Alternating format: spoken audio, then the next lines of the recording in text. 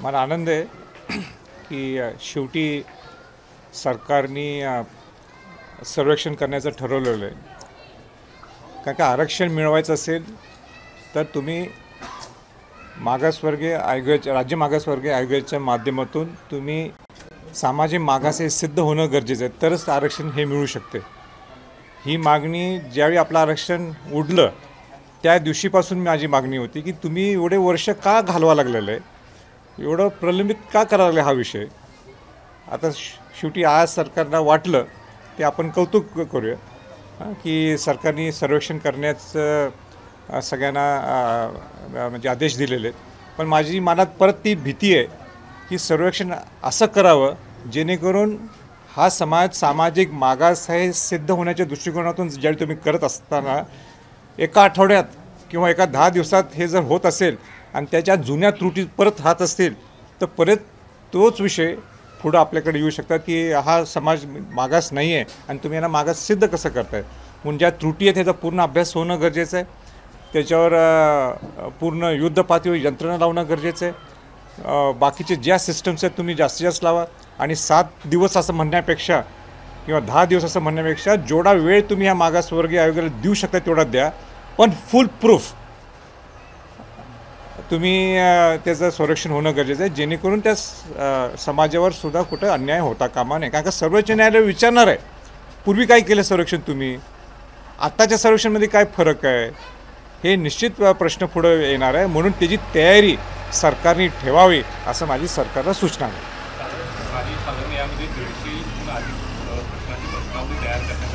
सामाजिक आरोग्य शैक्षणिक अशा विविध बाबी यामध्ये तपासले जाणार आहेत. यामध्ये आणखी काही कमीपणा वाटतो का किंवा आणखी काही नाही, सरकारच्या पुढं स्पष्ट आहे की सर्वोच्च न्यायालयाने या गरीब मराठा समाजाला आरक्षण का मिळू शकत नाही हे क्लिअर केलेलं आहे. तुम्ही सामाजिक मागासच नाही आहे हे त्यांनी सिद्ध करून दाखवलेलं. हे कुणी केलेलं आहे? सुप्रीम कोर्टने. मागच्या वेळी मागासवर्गीय आयोगाने सांगितलं होतं की सामाजिक मागास सिद्ध आहोत, पण ज्यावेळी सर्वोच्च न्यायालयाने तुम्हाला लाईन दिली की तुम्ही नाही आहे, ती नेमकी लाईन काय आहे? हे 150 प्रश्न असून देत काय आणि 200 प्रश्न असून देत. साधा माझं सरकारला सूचना ही राहील आहे की ज्या त्रुटी आहेत, म्हणजे उदाहरण ते अनेक हजार पाण्याचं पानं हे ट्रान्सलेट झाले नव्हते, किंबहुना अनेक आहेत त्याच्यात मी आता खोल जात नाही, त्याच गोष्टी मी सगळ्या बोलतो. सरकारने एवढंच करायला पाहिजे आहे की ज्या सर्वोच्च न्यायालयाने काढलेल्या त्रुटी आहेत, भोसले समितीने केलेल्या शिफारसी आहेत परत की ज्या गायकवाड अहवालामध्ये त्रुटी राहिल्या होत्या काही कारणास्तव, त्याच्यात तुम्ही अभ्यास करा आणि फुल प्रूफ हे सर्वेक्षण करा. कारण काय शॉर्टकट नाही याच्यात. काय शॉर्टकटनी तुम्ही जर गेला तर परत तुम्ही सर्वोच्च न्यायालयामध्ये मग ते क्युरिटी पिटिशन असेल किंबहुना आणि तुम्हाला कसलं आरक्षण द्यायचं आहे त्यामध्ये 100% अडकणार आणि 100% तुमचं ते उडवलं जाईल. म्हणून तुम्ही फुल प्रूफ करा. शॉर्टकट अजिबात वापर लोकांना खुश करण्यासाठी, समाजाला खुश करण्यासाठी शॉर्टकट हा पर्याय नाही आहे. जहांगीर पाटील 20 तारखेपासून मुंबईच्या दिशेने जात आहेत. सरकारकडून वारंवार त्यांना मुंबईकडे येऊ नका असं सांगितलं जाते, मात्र तरी ते ठाम आहेत आणि प्रतिसाद दिवसेंदिवस वाढताना दिसतोय. त्यामुळे कसं बघता एकूणच याकडे काय करणार? नाही, मनोज जरांगे हा प्रामाणिक पद्धतीने आपल्या कसं आरक्षण मिळावं आहे समाजासाठी हा त्याचा लढा आहे, ते कौतुकच आहे. पण माझी विनंती हीच राहणार आहे की न्यायिक बाजू आणि भावनिक बाजू याचा समतोल कसा साधता येईल, हा समतोल सरकारने आणि मनोज जरांगे पाटलांनी काढावा अशी माझी दोघांना विनंती राहील. शेवटी आरक्षण हे सर्वांनाच पाहिजे, पण आरक्षण मिळवतानासुद्धा अनेक वेगवेगळे टप्पे आहेत. जसं मगाशी आपण म्हटलं की सामाजिक मागास सिद्ध होणे हा एक टप्पा आहे. म्हणून मनोज जरांगे पाटील आणि सरकारने न्यायिक आणि भावनिक ह्याचा मधला समतोल कसा काढून आरक्षण देता येईल ह्याच्याकडे दोघांनी लक्ष घालावं अशी माझी विनंती राहील. आत्ताच मी मगाशी इथं प्रेसला याच्या अगोदर किंबहुना तुमच्याशी संवाद साधायच्या अगोदर माझं विनोद पाटलांशी बोलणं झालं. विनोद पाटलांनी जी याचिका दाखल केलेली आहे आणि उद्या क्युरेटिव्ह पिटिशनचं उद्या त्यांनी निकालाची तारीख दिलेली आहे. किंबहुना उद्या सुप्रीम कोर्ट सांगणार आहे नेमकं क्युरेटिव्ह पिटिशन आम्ही एक्सेप्ट करू की नाही करू.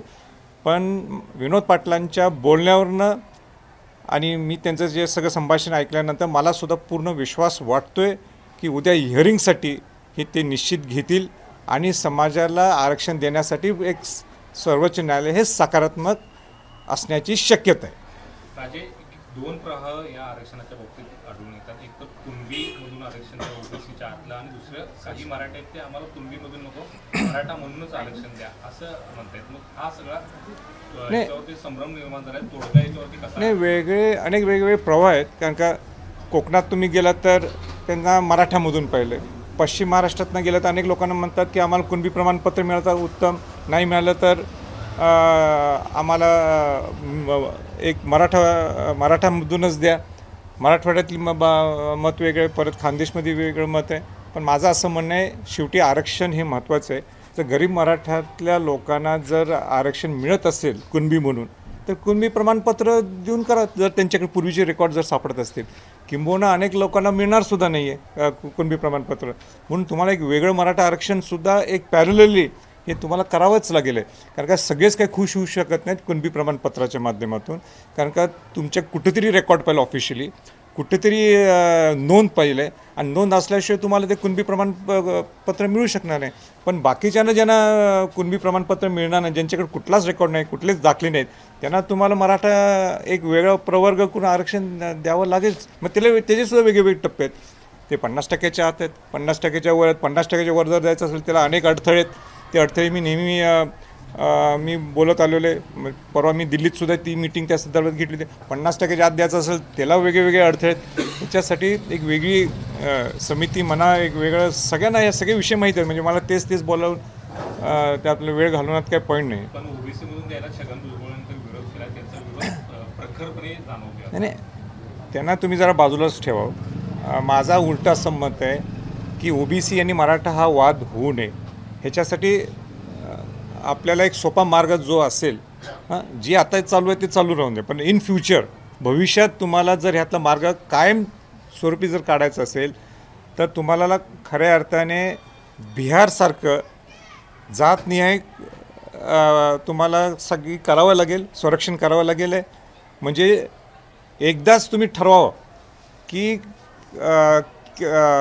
किती किती म्हणजे वेगळ्या जातीतल्या लोकांनी त्याचा लाभार्थी झालेले आहेत, किती झालेले नाहीत. कारण का अनेक ओबीसीमध्ये सुद्धा खतखत आहे, अनेक ओबीसीमध्ये सुद्धा खतखत आहे. आमचं आरक्षण दिलं म्हणतात, पण आम्हाला आरक्षणचं आम्ही लाभार्थीच नाही आहोत.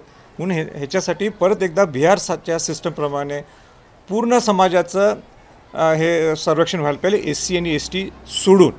आणि म्हणून माझी सरकारला राहणार आहे तो बिहार पॅटर्न तुम्ही वापरणं गरजेचं आहे. आणि माझं तर उलटं त्याच्या पलीकडे आहे की जे म्हणजे घटनेत सुद्धा लिहिलेलं आहे की 10 वर्षानंतर एकदा रिव्हिजन होणं गरजेचं आहे. आणि रिव्हिजन झालं तर आपल्याला समजते की कोणाला त्याची गरज आहे, कोणाला त्याची गरज नाही आहे. म्हणून हा एक प्रोसेस आहे, तो प्रोसेस दुर्दैवाने तो होत नाही आहे. म्हणून दर 10 वर्षांनी त्याचं रिव्हिजन व्हायला पाहिजे. आणि बिहारसारखं पूर्ण जातनीय जनगणना त्याची म्हणजे त्या जनगणनेच्या माध्यमातून ते संरक्षण व्हावं. जरांगे पाटलांचं आंदोलन सुरू आहे, पण काही मराठा समाजाचे नेते म्हणतात की ते आंदोलन चुकीच्या बेसवर आधारित आहे, कारण ते भावनिकरित्या ते मागत आहेत.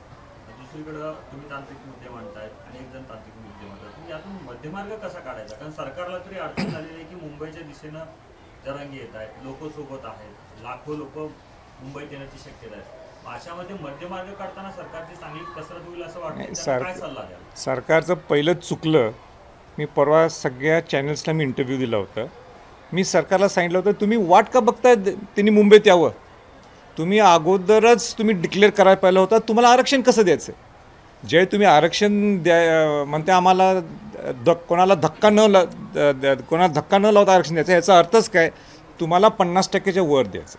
तर 50%च्या वर आरक्षण द्यायचं असेल तर त्याचा अर्थ काय की तुम्हाला थोडक्यात ACBCचंच आरक्षण द्यायचं. तर ACBCचं आरक्षण दिलं, तुम्ही मागासवर्गीय आयोगाच्या माध्यमातून सामाजिक मागास सिद्ध झाला तरी तुम्ही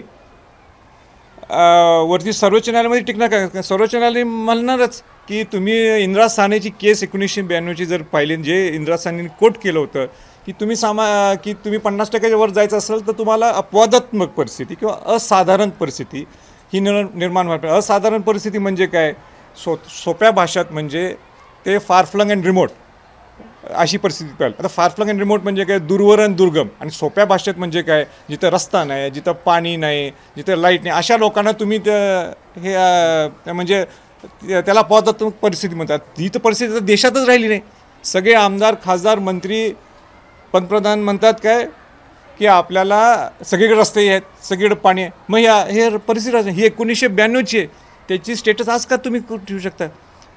म्हणून मी दिल्लीतसुद्धा माझं ज्यावेळी 105व्या घटना दुरुस्तीत किंवा 106व्या घटना दुरुस्तीत मी ज्यावेळी बोललो होतो की तुम्हाला हा जो राज्याला अधिकार दिलेत म्हणतात, राज्याला अधिकार दिले म्हणजे 50% जर वर तुम्हाला द्यायचं असेल तर तुम्हाला खऱ्या अर्थाने तुम्हाला जे इंदिरा साहनीची केस आहे ती तुम्ही आता त्याचे निकष बदलायला पाहिजे ना.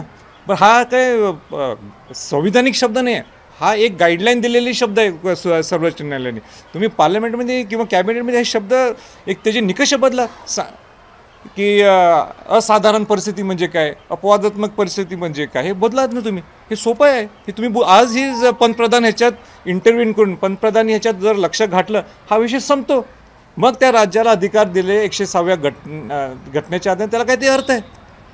आणि म्हणून जे तुम्ही जो प्रश्न विचारला की एक तर कुणबी प्रमाणपत्र तुमच्यावर नोंद असेल ते देऊन टाका तुम्ही. तुम्हाला सरकारला वाटले तुम्हाला जे आरक्षण द्यायचे तुम्ही अगोदरच डिक्लेअर करा. तुम्ही अजून का खेळवायला लागलाय? तुम्ही कशाला येऊन द्यायला लागले मनोजना मुंबईत? तुम्ही घ्या ना मीटिंग आणि सांगा आम्ही अशा पद्धतीचं आरक्षण देणार आहोत.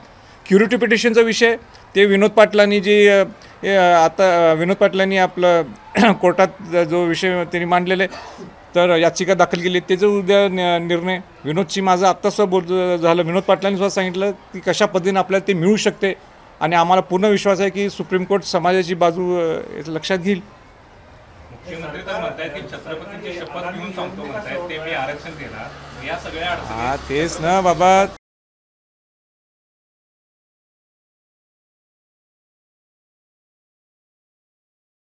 कशा पद्धतीने तुम्ही आरक्षण देणार आहे? तुम्ही शेवटच्या टप्प्यापर्यंत का न्यायला लागलेलं आहे? मी तुम्हाला 3-4 मार्ग सांगितले. हे एवढेच मार्ग आहेत, ह्याच्यापेक्षा काही वेगळा मार्ग नाही आहे. म्हणजे सरकार फसवणूक करते. नाही, फसवणूकचा विषय नाही. तुम्ही डिक्लेअर करा. मी म्हणत नाही कुठल्या सरकार फसवणूक करेल, कारण का मला ह्याच्यात मागच्या सरकारने सुद्धा उडवलं, मागच्या सरकार असताना सुद्धा ते आरक्षण उडलं होतं. आता ह्या सरकार म्हणते की आम्ही देणार. देवेंद्र फडणवीस होते आरक्षण देत असताना. म्हणून कुठल्या ह्याला बोर्ड दाखवण्यापेक्षा माझं असं म्हणणं आहे जे काय द्यायचं आहे तुम्ही सांगा, स्पष्ट सांगा लोकांना की आम्हाला अशा पद्धतीने द्यायचं आहे. माझं तर उलटं म्हणणं आहे तुम्ही SCBC देणार असाल तर ह्या अडचणी येणार आहेत. तुम्ही आत्ताच भेटा ना पंतप्रधानांना. तुम्ही क्युरिटी पिटिशनमध्ये देणार असाल तर तुम्ही त्रुटी कशा दूर करणार आहे तेच सांगा. तुम्ही 50%च्या आत जर तुम्हाला द्यायचं असेल तिथंसुद्धा तुम्हाला अडचणी आहेत. जसं ते 183 म्हणजे तुम्ही सिमिलर जाती तुम्ही देऊ शकता. मराठा कुणबी कॉमा करून हे द्या तर ते काय सांगा. पण ते बोलायला पाहिजे, बोलल्याशिवाय होणार नाही. जो अहवाल आला होता त्याच्या आधी आठवडाभर ती कागद आणि यंत्रणाकडे दिलेली होती. त्याच्यामध्ये काही क्वेश्चनरी होते. त्या क्वेश्चनरी त्या सेंटरमध्ये बसून, तहसीलदार ऑफिसमध्ये बसून, सर्कल ऑफिसमध्ये बसून त्या अधिकाऱ्यांनी स्टिक मार्क करून पाठवलेले होते. इतक्या मोठ्या त्रुटी त्या काळात राहिल्या होत्या म्हणून हे सगळं पुढं विजत राहिलं. हे सुद्धा आता म्हणतात की 7 दिवसात नाही. म्हणून मी तुम्ही जो प्रश्न केला त्याच्याबद्दलच मी अगोदर बोललो आणि सांगितलं की तुम्ही समाजाला नुसतं खुश करण्यासाठी आम्ही सामाजिक मागास सिद्ध केलेलं आहे आणि सामाजिक मागास सिद्ध केल्यानंतर आम्ही तुम्हाला आरक्षण दिलं SCBCच्या माध्यमातून किंवा किंवा त्यांच्या डोक्यात काय असेल. पण उद्या परत सर्वोच्च न्यायालयामध्ये अडकू शकते नाही. परत एकदा सर्वोच्च न्यायालयामध्ये अडकू शकते. सर्वोच्च न्यायालय म्हणणार ना मागच्या वेळी हे सगळे तुमच्या पुढं विषय आम्ही मांडलेले आहेत, या कारणास्तव आम्ही तुमचं उडवलं आम्ही. आता तेच तुम्ही जर त्याच गोष्टी परत करून यायला लागला म्हणजे चुका करून यायला लागला तर ते चालणार नाही. म्हणून सर्वेक्षणाला मी आजही म्हणतो ते 7 दिवसापेक्षा 15 दिवस काय 2 महिने काय 4 महिने जाऊन देत, पण करत असताना शॉर्टकट नको. फुल प्रूफ पाहिजे आणि फुल प्रूफ असल्याशिवाय तुमचं आरक्षण काही टिकू शकत नाही. आणि म्हणून मी 2 वर्षापासून मी मागं लागलो आहे की आरक्षण म्हणजे सामाजिक मागास सिद्ध करा. सामाजिक मागास सिद्ध केल्याशिवाय आरक्षण मिळू शकत नाही. चव्हाणच्या वेळेला मुख्यमंत्री होते, हे जाहीर केलं सामाजिक मागासलेपणाने सगळं हे केलं आणि त्याच्यानंतर तातडीनं आचारसंहिता लागली. सध्या देशात सुद्धा अशाच प्रकारची परिस्थिती आहे. लोकसभेच्या तोंडावर असा काही अहवाल येईल आणि असंच पुन्हा मनात मला 100% भीती वाटते. 100% भीती वाटते आणि शंका वाटते.